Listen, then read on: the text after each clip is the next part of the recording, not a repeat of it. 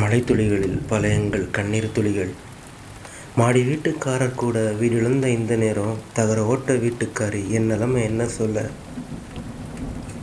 கூரை ஒழுகல் நிறுத்தவே சின்னவத்தோடு அடகு வச்சேன். கதவை தாண்டி தண்ணி வருதே ஐயா, இனி யார்த்தோடு அடகு வைப்பேன்.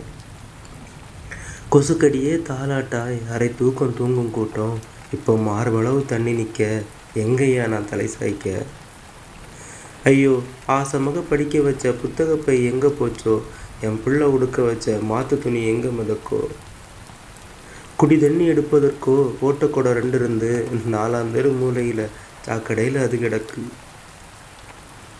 சோத்து பானை வச்ச இடம் சேர்த்தால நிறைஞ்சு போச்சே. நான் வாழ்ந்த வீடு இங்கே தடையின்றி அழிஞ்சு போச்சே. இன்னும் சில நாட்களில் பெருவெள்ளம் வற்றி போகும். அதற்கு சில நாட்கள் முன்ன இந்த செய்தி மறந்து போகும். உயிர் வாழ வேண்டும் என்றால் வாய் மூடி வாழ்ந்திடுவோம். வீட்டுக்கொரு படகு வாங்கி 1 வருடம் காத்திருப்போம்.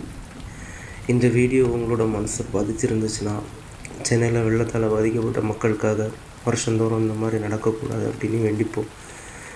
லைக் பண்ணி, கமெண்ட் பண்ணி, ஷேர் பண்ணுங்கள், சப்ஸ்கிரைப் பண்ணி சப்போர்ட் பண்ணுங்கள். வாழ்க தமிழ், வளர்க பாரதம்.